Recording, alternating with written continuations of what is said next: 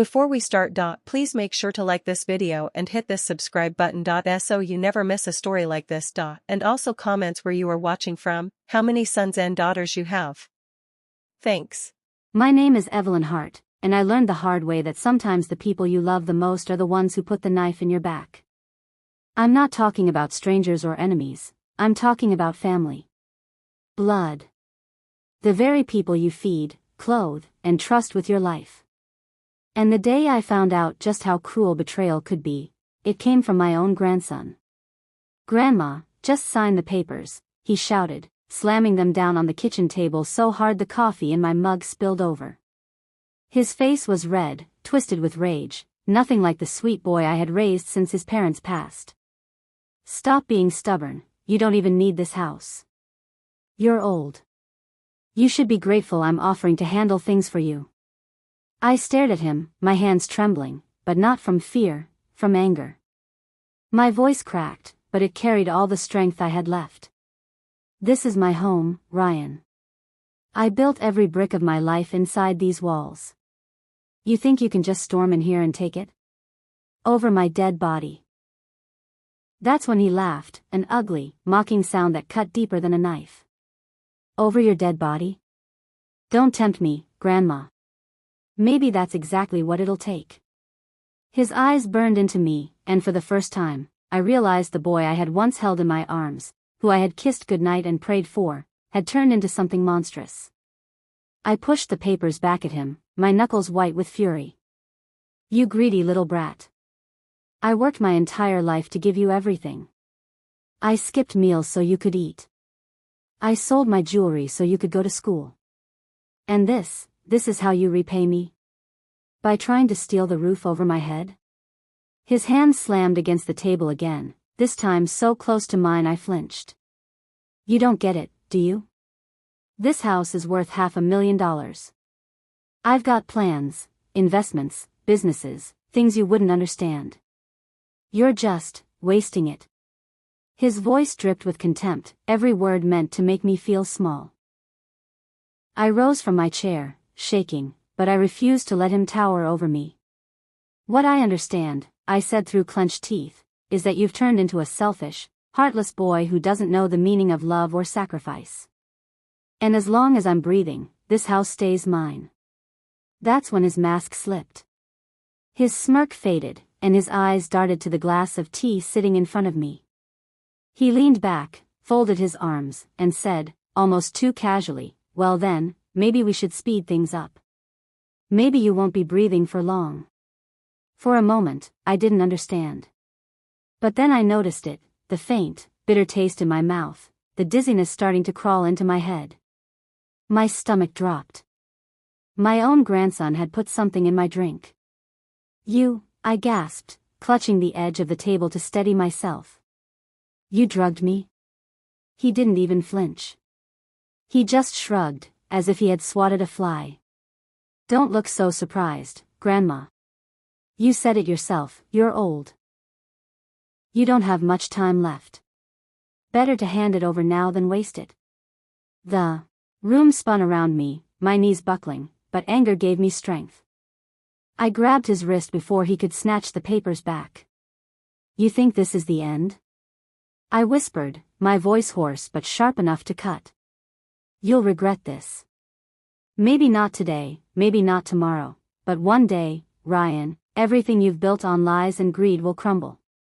And when it does, I'll be standing right there." He yanked his arm away, laughing, cold and cruel. "Sure, Grandma. Whatever you say. By the time you wake up, if you wake up, you'll have nothing left."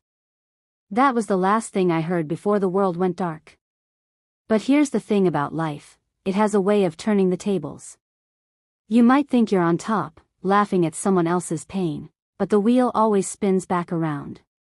And the same hands that try to strip you bare will one day find themselves empty.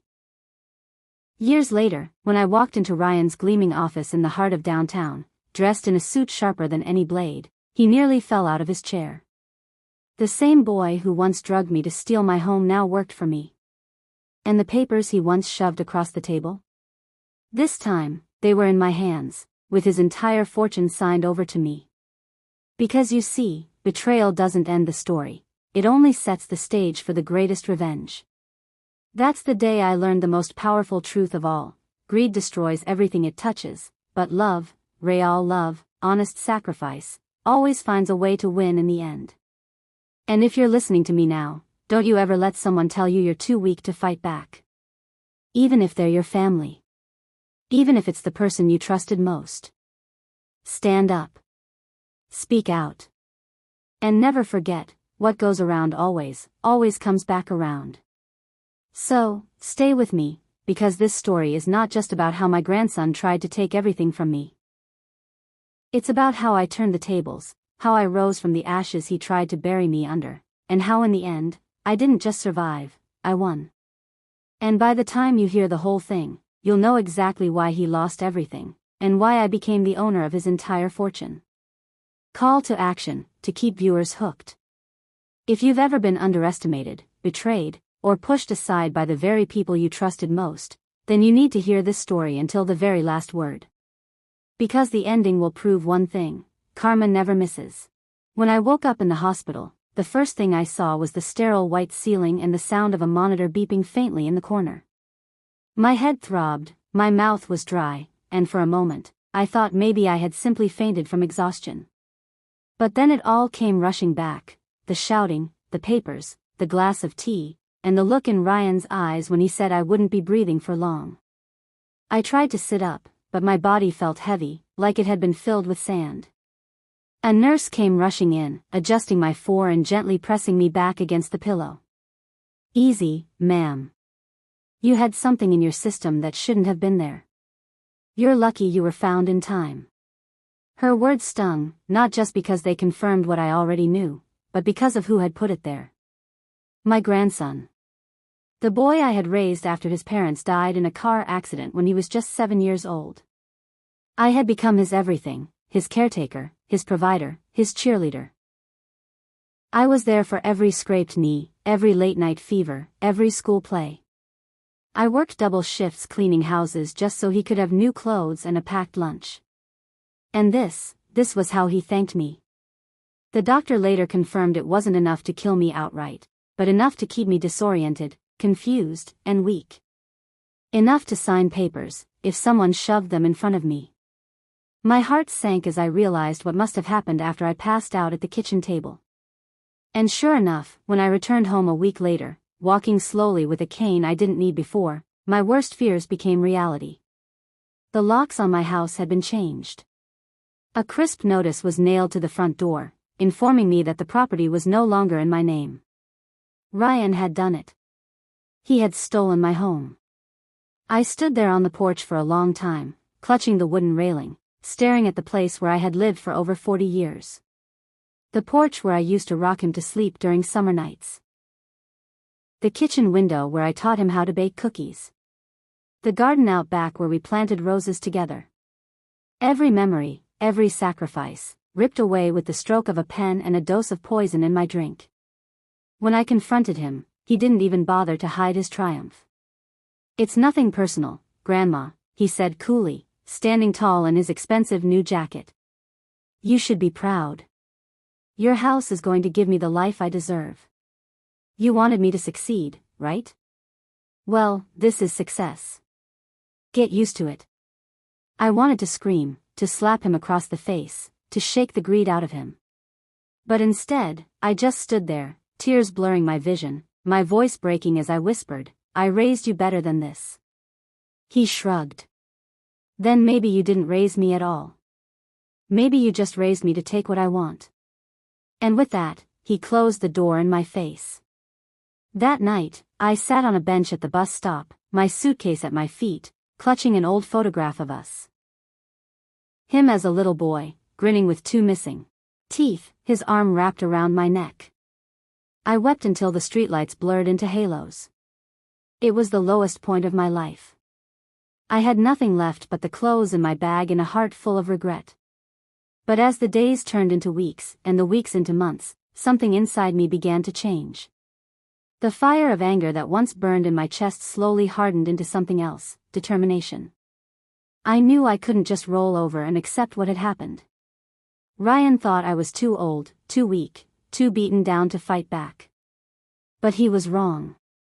What he didn't know was that everything he had stolen from me would one day come back to him like a boomerang. And when it did, I would be ready. That was the beginning of the long road I never expected to walk. Homeless for a while, sleeping in shelters, I worked odd jobs just to afford food. People looked at me with pity, some with disdain, wondering how a woman my age had ended up like this. They didn't know the truth. They didn't know my story. But every time I felt like giving up, I remembered the way Ryan smirked when he took everything from me. That smirk fueled me. It kept me alive. Because I made a promise to myself under those dim shelter lights. One day, I would get my revenge. And revenge didn't mean violence. It didn't mean poison or threats. No. My revenge would be far greater. I would rise higher than he ever imagined, and when he finally looked up from his throne of lies and greed, he would see me standing taller than him. Because the one thing Ryan never understood was this: fortune favors those who endure. And I had endured more than he could ever know. That was the day the real story began. The first few months after losing my home were a blur of humiliation and survival. Every morning, I woke up to the harsh fluorescent lights of the shelter, surrounded by strangers who were fighting their own silent battles. The cot was lumpy, the air was stale, and the food line was long. But I told myself I had no right to complain. At least I was alive. Barely, yes. But alive. I took whatever work I could find, washing dishes at a diner, cleaning motel rooms, folding laundry at the laundromat. My back ached, my hands cracked from bleach and detergent, and sometimes my paycheck barely covered bus fare. But it was honest work. Work that kept me moving. Work that reminded me I wasn't completely defeated. And at night, when the shelter grew quiet and the city's noise faded into a hum, I would sit with my notebook, scribbling down memories of Ryan. The little boy who used to run through the sprinklers in the backyard, giggling until he couldn't breathe. The teenager who cried into my shoulder when he didn't make the basketball team. The young man who swore on his high school graduation night, "I'll make you proud, Grandma. I promise." I clung to those memories, wondering where that boy had gone, how greed had twisted him into someone I barely recognized. And with every tear that fell onto those pages, my anger hardened into resolve.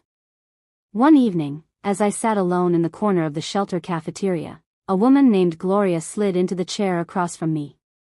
She was in her 60s, with silver curls and eyes that seemed to hold both sorrow and wisdom. She had been at the shelter longer than me, but there was a calm strength in her presence that I admired. "You write a lot," she said, nodding toward my notebook. "What's all that?" "Memories," I admitted. "And plans, I guess. My grandson stole my house. Everything I worked for. Some days I don't know if I can ever bounce back." Gloria gave a small chuckle, not unkind. "Honey, strength isn't in never falling. It's in getting back up after the fall. You've already survived the worst. Now it's about what you do next." Her words struck something deep inside me. I had been so consumed with my loss that I forgot what survival really meant. It wasn't just breathing, it was rebuilding. Gloria leaned closer, lowering her voice. "There's a program downtown for older workers. Training, resources, even financial counseling. You should check it out. Don't let him, whoever he is, define the rest of your life." That night, I couldn't sleep. I kept hearing her words over and over. Don't let him define the rest of your life.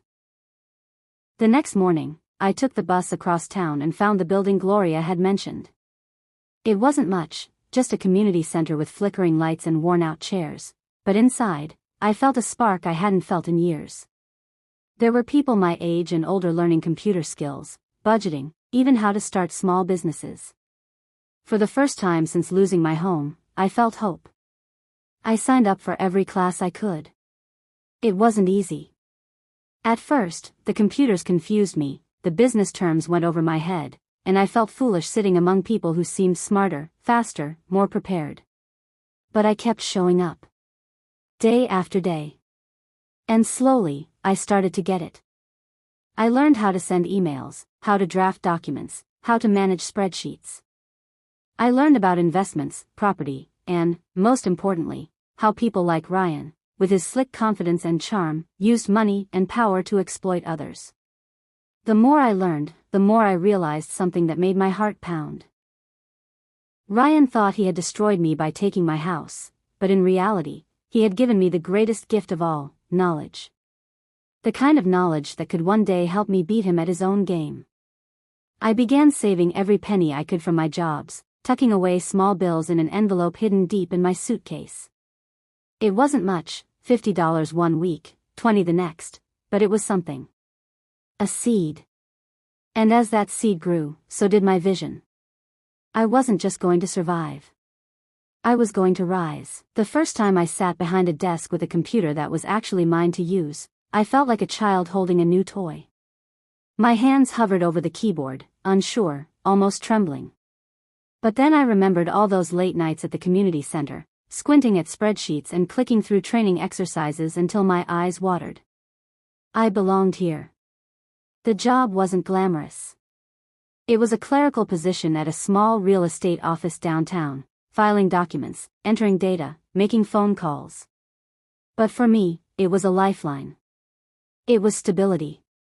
A paycheck big enough to cover rent for a modest apartment and still leave a little left to save. And most importantly, it was a window into the very world Ryan had used to justify stealing my home. On my second week, I sat across from my manager, a sharp but kind woman named Marissa. She noticed how quickly I picked up the filing system and how carefully I read every contract. "You've got a good eye, Evelyn," she said, tapping her pen on the stack of documents I had organized. "Most people miss the details. But you don't. Don't underestimate that skill." Her words lit something inside me. For years, I had been told, by society, by strangers, even by Ryan, that I was too old, too slow, too outdated to matter. But here was someone telling me the opposite, that I still had value. And so, I threw myself into the work. I stayed late, asked questions, studied every contract and every property file I could get my hands on. I learned how houses were valued, how deals were negotiated, how fortunes were made, or lost, on the smallest details. It was strange, almost ironic. The very industry Ryan had used to strip me of everything was becoming the tool I would use to rebuild myself. Months passed, and my savings grew. I upgraded from the shelter to a small one-bedroom apartment with creaky floors and thin walls, but it was mine. Each night, I sat at my little kitchen table with my notebook, sketching out dreams. Maybe, just maybe, I could own property again, not just for myself, but as a way to secure a future that no one could ever take from me. One evening, Marissa called me into her office. "Evelyn," she said, folding her hands on the desk, "I've been impressed with you. You remind me of myself when I was starting out, hungry to learn, not afraid of hard work. How would you feel about shadowing me on a few property deals? Just to get a sense of how it all works." I nearly cried. "I'd be honored," I whispered. That's how I found myself sitting in polished conference rooms, watching buyers and sellers haggle over numbers that made my head spin. At first, I felt out of place, like a child at the grown-ups' table. But slowly, I started to understand the rhythm of it, the way a pause in a sentence could shift the deal, the way a single overlooked clause could cost thousands. And then came the day that changed everything. We were reviewing a file for a high-value property, a large estate on the edge of town. Marissa handed me the paperwork, asking me to check it over before the meeting. As I flipped through the pages, my eyes caught on a familiar name printed in bold at the top. Ryan Carter. My blood ran cold. It couldn't be. But there it was, my grandson's name, tied to a property deal worth more than I had ever imagined. For a moment, I couldn't breathe. Memories of his mocking laughter, his cold eyes as he stole my house, flooded back. I gripped the papers so tightly my knuckles turned white. Marissa looked up. "Something wrong, Evelyn?" I forced a steady breath and shook my head. "No, nothing's wrong. But inside, I knew everything was about to change. Because this wasn't just a file. This was my chance. The boy who had once poisoned my drink to steal my home was now in my world. And he had no idea I was in his. I smiled faintly as I closed the folder, my heart pounding with both fear and anticipation. For the first time since losing everything, I felt the tide turning. What Ryan didn't know was that the woman he had written off as weak and disposable was no longer the same. I wasn't the broken grandmother begging him not to take her house. I was stronger, sharper, armed with knowledge and fueled by the fire of betrayal. And now, fate had placed his name back in my hands. This wasn't the end of my story. This was the beginning of my rise. When I first saw Ryan's name on that property file, I thought my heart might stop. It had been years since I'd heard his voice or seen his face, and a part of me had hoped I never would again. But fate has a cruel sense of humor, and here it was, his name staring back at me in bold black ink. For days, I couldn't think of anything else. I pored over the file, memorizing every clause, every number. Ryan wasn't just dabbling, he was making big moves. He had built a company under his name, Carter Holdings, and was acquiring properties like candy. He was rich now, powerful, respected. On the surface, at least. But I also saw the cracks. His deals were flashy, but sloppy. He over-leveraged himself, took risks that looked smart but were dangerous in the long term. To the untrained eye, he was a rising star. But to someone who had studied contracts until her eyes burned, I saw something else, weakness. The kind of weakness that could bring down an empire. When the day of the meeting arrived, I walked into the conference room with Marissa by my side. I had prepared myself for this moment, but nothing could have braced me for the sight of him. Ryan Carter. My grandson. He was taller now, sharper in his tailored suit, his smile polished like glass. But the arrogance in his eyes was the same. The arrogance of a boy who thought the world owed him everything. When his gaze swept the room, it slid over me without pause. He didn't recognize me. Not at first. I was just another assistant, another face in the background. Part of me wanted to stand up and scream his name, to watch that smug smile crumble. But I stayed silent. I wasn't ready to reveal myself. Not yet. Instead, I listened. I studied him. I watched the way he spoke over others, the way he twisted numbers to make himself look smarter, the way he dismissed people who dared to question him. And the more I watched, the clearer it became. Ryan had money, but he had no respect. He had power, but no wisdom. That was his downfall waiting to happen. And I would be there when it did. After the meeting, I overheard him bragging to one of his associates in the hallway. These old-timers in the business don't get it. They're stuck in the past. Me? I'm the future. Carter Holdings will own half the city before I'm 35. I clenched my fists. Old-timers. If only he knew the old-timer, standing a few feet away, was the very woman who had once given him everything, but I didn't confront him. Not yet. Timing was everything. Over the next few months, I made myself indispensable at the firm. Marissa trusted me with more responsibilities, even letting me manage small property negotiations. Each deal was a chance to sharpen my skills, to learn the game piece by piece. And with every success, I tucked away more savings, built more confidence, and deepened my resolve. But fate has a way of testing you before rewarding you. One afternoon, during a networking event, I found myself standing near a group of investors when Ryan walked in. His presence filled the room instantly, laughing loudly, shaking hands, flashing that same charming grin I once thought belonged to a boy with a good heart. He spotted me, and for the first time, his eyes lingered. He tilted his head, squinting slightly, then smirked. "You work for Marissa, don't you? Filing paperwork, right?" His voice dripped with condescension, loud enough for others to hear. The group chuckled politely, feeding his ego. Heat flushed my cheeks, but I forced a smile. "Yes," I replied evenly, "I work with Marissa. I learn from her every day." He shrugged, already turning away. Well, good luck with that. Paper shuffling doesn't exactly change the world. The people around him laughed again, and he basked in it.